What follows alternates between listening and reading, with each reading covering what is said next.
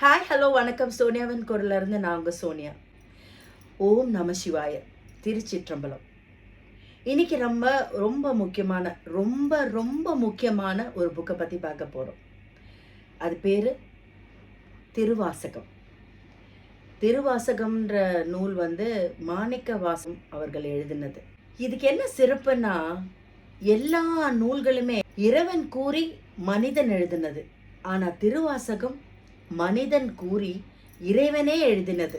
சாட்சாத் சிவபெருமானே மாணிக்கவாசகம் அவர்கள் பக்கத்தில் உட்கார்ந்து அவர் சொல்ல சொல்ல எழுதினதாக இது சொல்லப்படுது, நம்பப்படுது. அண்ட் இதுதான் முதல்ல சிவபுராணத்தில் வந்த முதல் நூல். இதோட ஏஜ் 7th செஞ்சுரின்னு சொல்கிறாங்க. அதுக்கு முன்னாடியே இது வந்ததாக பல விஷயங்கள், பல ரெஃபரன்சஸ் இருக்குது. இருந்தாலும் இதோட ஏஜை எக்ஸாக்டா கால அளவீடுல கணிக்கிறது ரொம்ப கஷ்டம். சிலர் மாறி மாறி அப்படி இப்படி சொல்றாங்க. பட் என்ன இருந்தாலும் not less than 7th century. 7th செஞ்சுரிக்கு முன்னாடியிலேருந்து இது இருக்கு. தமிழ்நாட்டில் இருக்கிற அத்தனை சிவன் கோயில்களையும் திருவாசகம் பாடாமல் இருக்கிறதுக்கான வாய்ப்பே கிடையாது. அதுலேயும் நாயன்மார்கள் திருவாசகம் பாடிய இடங்களை பாடல் பெற்ற ஸ்தலம்னு ஒரு பேரும் இருக்கு. ஸ்பிரிச்சுவல் வைப்ரேஷன்ஸில் ஹையர் டெசிபிள்ஸை சயின்டிஃபிக்காக டச் பண்ண ஒரே புக் இது. பல சயின்டிஃபிக் ரெஃபரன்சஸ்க்கும் இந்த புக்கை யூஸ் பண்ணியிருக்காங்க. நிறைய யூனிவர்சிட்டிஸில் இதை ரிசர்ச்சும் பண்ணியிருக்காங்க. அதுக்காக தான் திருவாசகத்துக்கு உருகார், ஒரு வாசகத்துக்கும் உருகார் அப்படின்னு சொல்லியிருக்காங்க. திருவாசகம் பாடினால் ஈசனே நின்று கேட்பான் அப்படின்னு பாடல் வரிகளும் உண்டு. முழு திருவாசகத்தையும் ஒரே வீடியோவில் பண்ணுறதுங்கிறது சாத்தியமில்லை. அதனால் அதில் இருக்கிற முக்கியமான பகுதியான சிவபுராணத்தை அந்த காதையை மட்டும் எடுத்து பண்ணுறோம். இதை படித்தா புண்ணியம், இதுக்கு உரை எழுதினா புண்ணியம், இதை 4 பேருக்கு சொன்னால் புண்ணியம், இதை கேட்டாலே புண்ணியம். இந்த பதிவனால் எல்லாருக்கும் எல்லா புண்ணியமும் சேரட்டுன்னு நான் எல்லா வல்ல இறைவனை வேண்டிக்கிறேன். உலகை தாங்கும் என் பரம்பொருள் ஈசன் இதில் எதுவும் தவறு இருந்தாலும் பொறுப்பாருன்ற நம்பிக்கையோட நான் இதை தொடங்குறேன். ஓம் நம சிவாய. திருச்சிற்றம்பலம். நமச்சிவாய வாழ்க, நாதன் தாழ் வாழ்க, இமை பொழுதும் என் நெஞ்சில் நீங்காதான் தாழ் வாழ்க, கோக்கழி ஆண்ட குருமனிதன் தாழ் வாழ்க, ஆகமம் ஆகி நின்ற அணிப்பான் தாழ் வாழ்க, ஏகன் அநேக இறைவனடி வாழ்க. இந்த 5 லைன்ஸோட மீனிங் என்னன்னா, நமசிவாய அப்படின்னு சொல்லும்போது அதுக்கு பொருளாய் வாழும் என் ஈசனே உன் பாதம் வாழ்க. அடித்தாள் அப்படின்னா பாதம். நாதன் தாள் வாழ்க, நீ தான் என் ஹீரோ வாழ்க. கண் இமைக்கும் நேரத்திலும் என் நெஞ்சை விட்டு நீங்கா இருக்கும் என் இறைவனே உன் பாதம் வாழ்க. ஏகன் அநேகன் இறைவனடி வாழ்க. ஏகன் எல்லாருக்கும் ஒரே இறைவன், இந்த மொத்த பிரபஞ்சத்துக்கும் அவனே இறைவன். அநேகன் எல்லாருக்குள்ளேயும், எல்லா ஜீவராசிக்குள்ளேயும் இறைவன் இருக்கான், அதுதான் அநேகன். ஆகமமாகவே, ஆகமம்ங்கிறது விதிமுறைகள், அந்த விதிமுறைகளாவே எங்களுக்கு விளங்குகின்ற இறைவா நீ வாழ்கன்னு அர்த்தம். வேகம் கெடுத்தாண்ட வேந்தனடி வெல்க, பிறப்பறக்கும் பிஞ்சகந்தன் பேய்கழல்கள் வெல்க, புறந்தார்க்கு செய்யோன் தன் பூங்கழல்கள் வெல்க, கரங்குவிவார் உள்மகிழும் கோன்கழல்கள் வெல்க, சிரம் குவிவார் ஓங்குவிக்கும் சீரோன் கழல் வெல்க. ரொம்ப ஃபாஸ்ட்டாக போய்கிட்டு இருக்க என் வாழ்க்கையை ஸ்டாப் பண்ணி நிதானமாக்குற என் இறைவனோட பாதச்சுவடுகள் வெல்க. இந்த பிறப்புங்கிற மரத்தை வேரோட பிழுது அறுக்கக்கூடிய சகல வல்லமை புரிந்த என் இறைவா ஈசனே உன் பொன் கழல்கள் வெல்க. பொன் கழல்கள்னா வேற ஒன்றும் இல்லை, இறைவனோட காலில் போட்டிருக்கிற அந்த பேண்டு. இந்த பிறப்புங்கிற மரத்தை வேரோட பிடுங்கி அறுக்கிறதுக்கு சகல வல்லமை புரிந்த என் இறைவா ஈசா உன் பொன் கழல்கள் வெல்க. பொன் கழல்கள்னா வேற ஒன்றும் இல்லை, இறைவனோட காலில் இருக்கிற பேண்டு. அன்பிருக்கும் இடத்தில் மட்டுமே வாழும் என் ஈசனே, அதுதான் புறந்தார்க்கும் செய்யோன் தன். அன்பு இருக்கிற இடத்துல மட்டும்தான் சிவன் இருப்பார். அதனால தான் அன்பே சிவன்னு சொல்லுவாங்க இல்லையா. அன்பு இருக்கும் இடத்தில் மட்டும் வாழும் சிவனே உன் பூங்கழல்கள் வெல்க. கழல்கள் நான் சொன்ன லெக் பேண்டு. இந்த போருக்கெல்லாம் போயிட்டு ஜெயிச்சுட்டு வந்தோடனே மன்னர்களுக்கு போடுறது தான் அந்த கழல்கள். வெல்ல முடியாத சக்தி படைத்தவர் சிவன். அவர் கழல்களோட இருப்பாருன்னு சொல்லப்படுது. கரம் குவிவார், அதாவது கரம் கூப்பி வணங்குகின்றவங்க மனசுல மன்னனா அமர்ந்திருக்கிற ஈசனோட கழல்கள் வெல்க. அகெயின் கழல்கள்னா லெக் பேட். சிரம் குவிவார், அந்த லைனோட அர்த்தம் என்னன்னா, தலை தாழ்த்தி கை உயர்த்தி வணங்குகின்ற எல்லோரையும் உயர்த்தும் என் சிவனோட திருவடிகள் வெல்க. ஈசனடி போற்றி, எந்தை அடி போற்றி, தேசனடி போற்றி, சிவன் சேவடி போற்றி, நேத்தை நின்ற நிம்மலன் அடி போற்றி, மாய பிறப்பறுக்கும் மன்னனடி போற்றி, சீரார் பெருந்துரை நம் தேவனடி போற்றி, ஆராத இன்பமும் ஆளும் மலை போற்றி.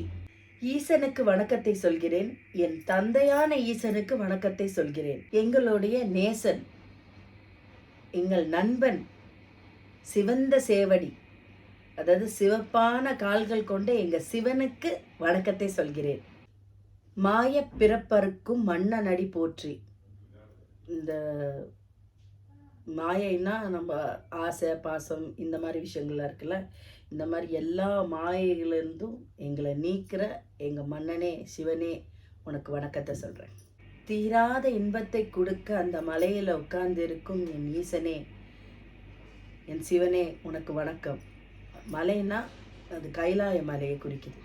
சிவன் அவன் என் சிந்தையுள் நின்று, அதனால் அவன் அருளாலே அவன்தாள் வணங்கி சிந்தை மகிழ சிவபுராணம் தன்னை முந்தைய வினையழுத்த மோய உரைப்பன் யான். அப்படின்னா சிவன் என் மனசுல நிறைஞ்சதுனால, அவரோட அருள் எனக்கு கிடைச்சதுனால, அதாவது சிவனோட அருளாலே அவர் காலடி பாதத்தை வணங்குற பாக்கியம் எனக்கு கிடைச்சதுனால நான் மனம் மகிழ்கிறேன். சிவனோட அருள் இருந்தா மட்டும்தான் சிவனை வணங்கவே முடியும் அப்படிங்கிறது தான் இதோட கான்செப்ட். சிவனோட தன்மைகளையும் அவரோட புராணத்தையும் அவரோட மக்களுக்கு விளக்கி சொல்லி அவங்கள சந்தோஷப்படுத்துறது தான் என்னோட சந்தோஷம்னு சொல்றாரு. கண் முதலான் தன் கருணை கண் காட்ட வந்தெய்து எந்தருக்க எட்டா எழார் கழல் இறைஞ்சி. கண் முதலான் அப்படின்னா நெற்றிக்கண் கொண்ட, நெற்றிக்கண் கொண்ட என் இறைவன் அவனது கருணையை காமிச்சு என்னை ஆட்கொண்டார். என் முன்னாடி வந்து நின்று எனக்கு அருள் புரிஞ்சாரு. என்னோட முன் வினை எல்லாமே அழிஞ்சிருச்சு அப்படின்னு சொல்றாரு. விண் நிறைந்தும் மண் நிறைந்தும் மிக்காய் விலங்காளியாய் என்னறிந்து எல்லை இல்லாதானே, நின் பெரும் சீர் பொல்லா வினையென புகழ்மாறு ஒன்று அறியேன். வானுலகம் முழுதும் மண்ணுலகம் முழுதும் நீ நிறைந்திருக்கிறாய். நம்ம பார்வைக்கு அப்பால் பட்ட உலகத்திலும் சிவனோட ஆளுமை இருக்கிறது. பிரபஞ்சம் முழுசும் ஒளியை கொடுத்து ஆட்கொண்டு எண்ணிக்கை கடங்காத எல்லை இல்லாத ஒரு தன்மையாக சிவன் இருக்காரு. உன்னை புகழறதுக்கு எல்லா பாவமும் செஞ்சன்னா என்ன சொல்றது, எப்படி சொல்றது, ஏது சொல்றது எதுவும் தெரியாம, வார்த்தைகள் என்ன யூஸ் பண்றதுன்னு தெரியாம புலம்புற அப்படின்னு சொல்றாரு. புல்லாகி பூட்டாய் புழுவாய் மரமாகி பல் விருகுமாகி பறவையாய் பாம்பாகி கல்லாய் மனிதராய் பேயாய் கணங்களாய் வல் அசுரராகி முனிவராய் தேவராய் செல்லா நின்று இது தாவர சங்கமத்துள் எல்லா பிறப்பும் பிறந்து இழைத்தேன். என் பெருமான் மெய்யே உன் பொன் அடிகள் கண்டு இன்று வீடுற்றேன். இதில் பார்த்தீங்கன்னா எல்லா உயிரினங்களோட வகைகள், புல்லாய் புழுவாய் பறவையாய் பாம்பாய் மரமாய் மிருகமாய் மனிதராய் அரக்கனாய் அசுரனாய் தேவராய் எல்லா பிறப்புகளையும் இந்த உலகத்தோட இயல்பை சொல்றாரு. எல்லா பிறப்புகளும் பிறந்து பிறந்து நான் தளர்ந்துட்டேன். அப்படி தளர்ந்திருந்த என்ன உன்னோட காலடிகளை பார்த்த உடனே நான் என்னோட ஃபைனல் டெஸ்டினேஷனை அடைஞ்சிட்டேன்னு உணர்றேன் அப்படின்னு சொல்றார். உய்யா என் உள்ளத்துள் ஓங்காரமாய் நின்று மெய்யா விமலா விடைப்பாகா வேதங்கள் ஐயா என ஓங்கி ஆழ்ந்து அகன்று நுனியனே.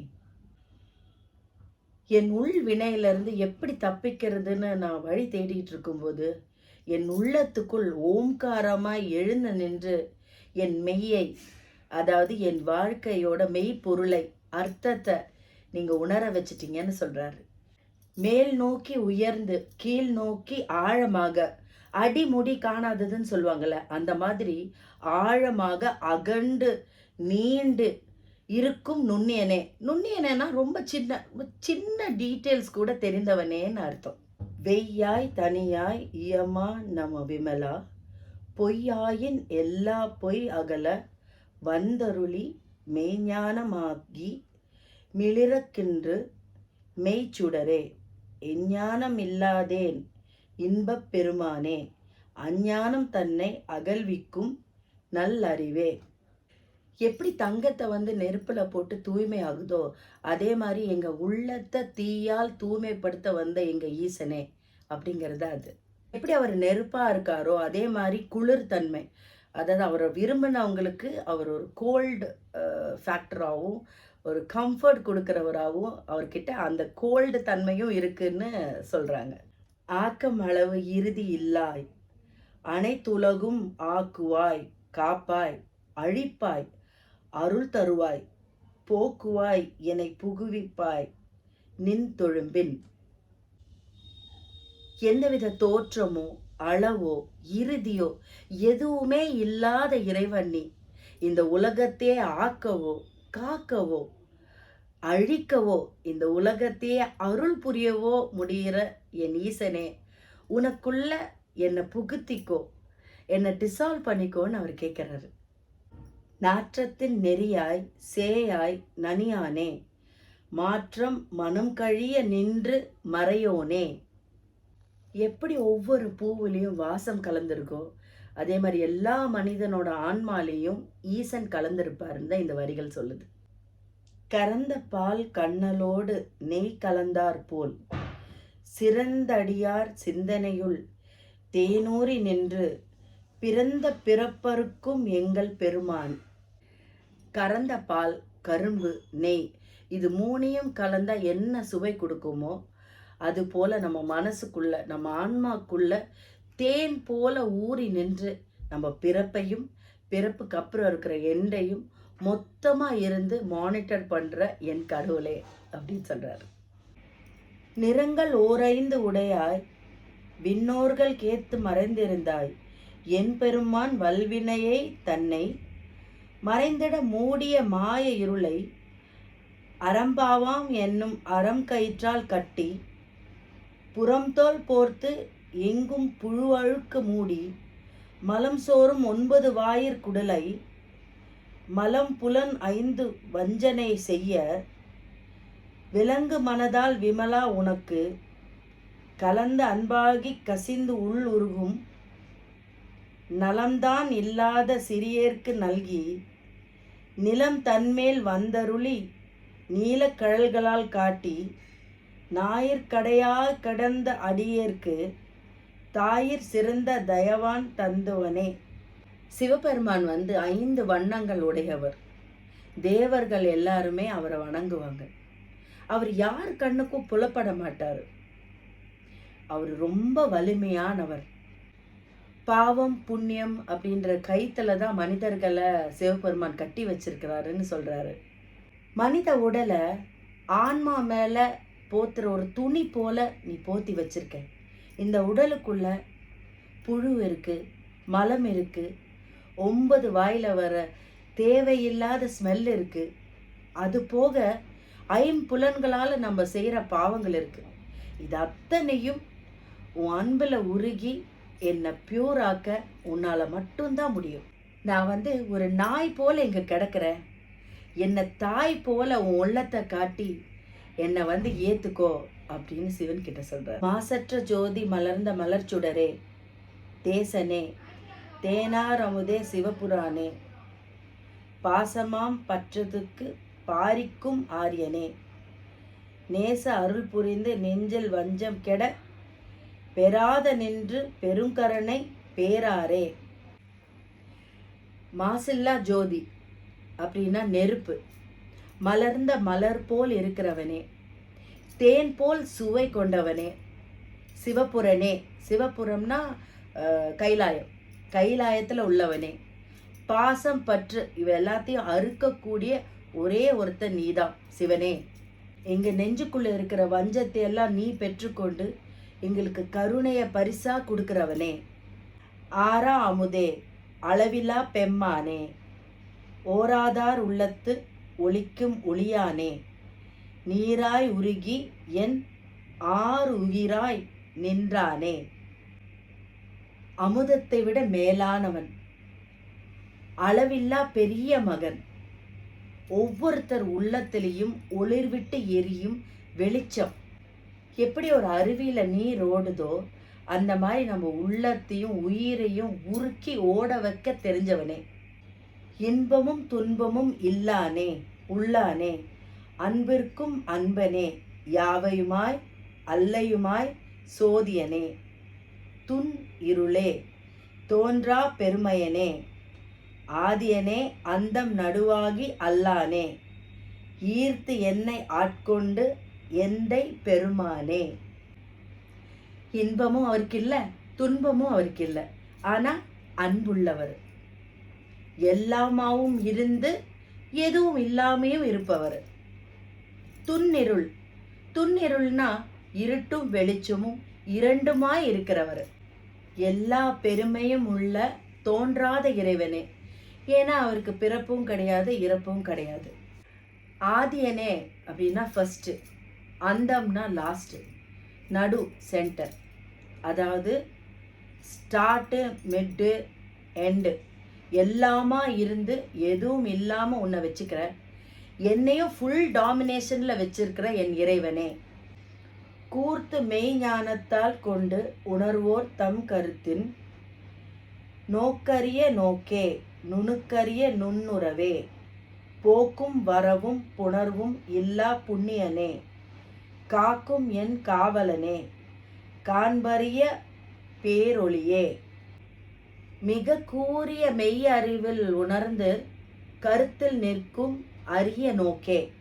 அதாவது அவர் அறியணும்னா நம்மளோட ஆன்மாவை மிக ஷார்ப்பாக்கி ஆழமாக போனாதான் நம்மளால் அவரை உணரவே முடியும். அன்போட நம்ம எண்ணத்தில் வச்சு அவரை பூஜிக்கும் போது நம்ம எண்ணத்திலே அவர் குடியிருப்பாராம். பிறப்போ இறப்போ இல்லை உலக வாழ்க்கையோ இது எதுவுமே கிடையாத புண்ணியனே. புண்ணியன்னா அவருக்கு எதுவுமே இல்லை, எந்த விஷயமும் இல்லை. அவருக்கு நமக்கு அருள் புரியறது மட்டும்தான் அவரோட ஒரே விஷயம். காக்கும் என் காவலனே, என்னை காப்பாத்துறவனே, கண்ணால் காண முடியாத ஒளியே. ஒளின்னு தான் அவரை முதல்ல விளக்குறாங்க. லிங்கோத்பவர் கூட அந்த கான்செப்ட் தான். ஆற்றின்ப வெள்ளமே, அத்தா மிக்காய் நின்று தோற்றா சுடர் ஒளியாய், சொல்லாத நுண்ணறிவாய், மாற்றமாம் வைகைத்தின் வெவ்வேறு வந்த அறிவோம், தேற்றனே தேற்ற தெளிவே, என் சிந்தனை உள் ஊற்றான் உண்ணார் அமுதே, உடையானே. ஆற்றுல வெள்ளம் வந்தால் எப்படி சந்தோஷமாக இருக்குமோ அதே மாதிரி அவர் நமக்குள்ளே அப்படி ஒரு இன்பமாக இருக்கும். இந்த எக்ஸஸ் சொல்லுவாங்கள்ல, இந்த எக்ஸஸ் ஹாப்பினஸை அவரால் மட்டும்தான் நமக்கு கொடுக்க முடியும். ஒளிச்சுடரே அப்படின்னா அவரோட தோற்றம் ஒரு ஒளிச்சுடராக தான் இருக்கும்.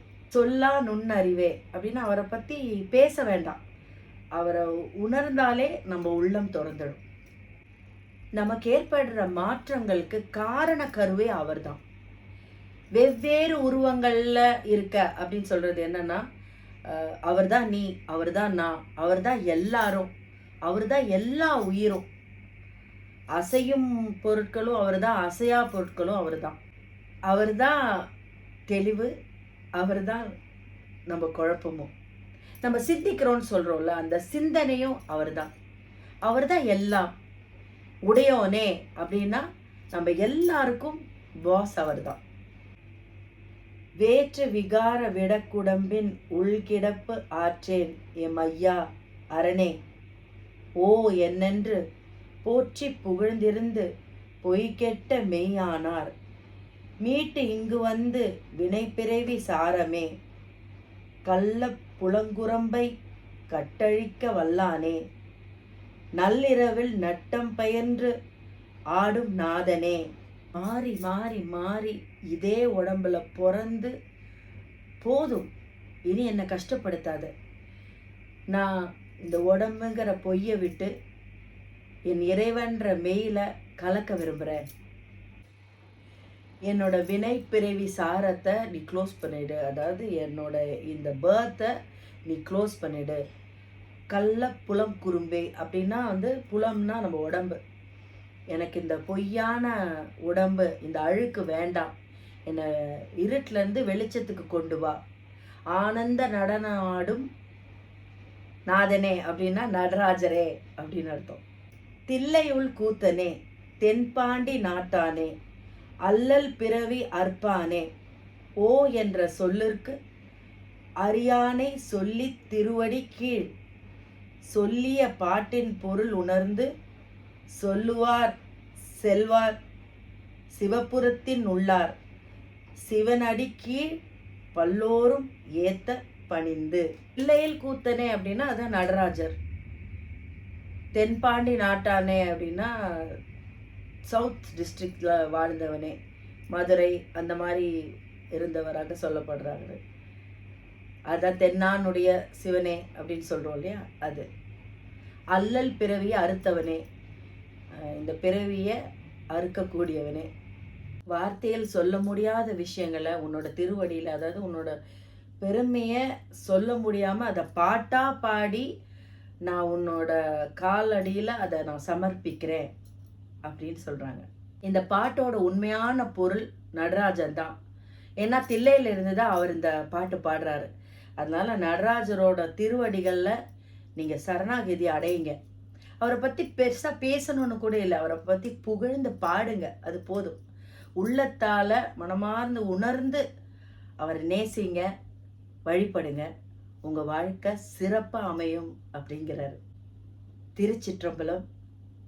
ஓம் நம சிவாய. தென்னானுடைய சிவனை போற்றி, எந்நாட்டவர்க்கும் இறைவா போற்றி.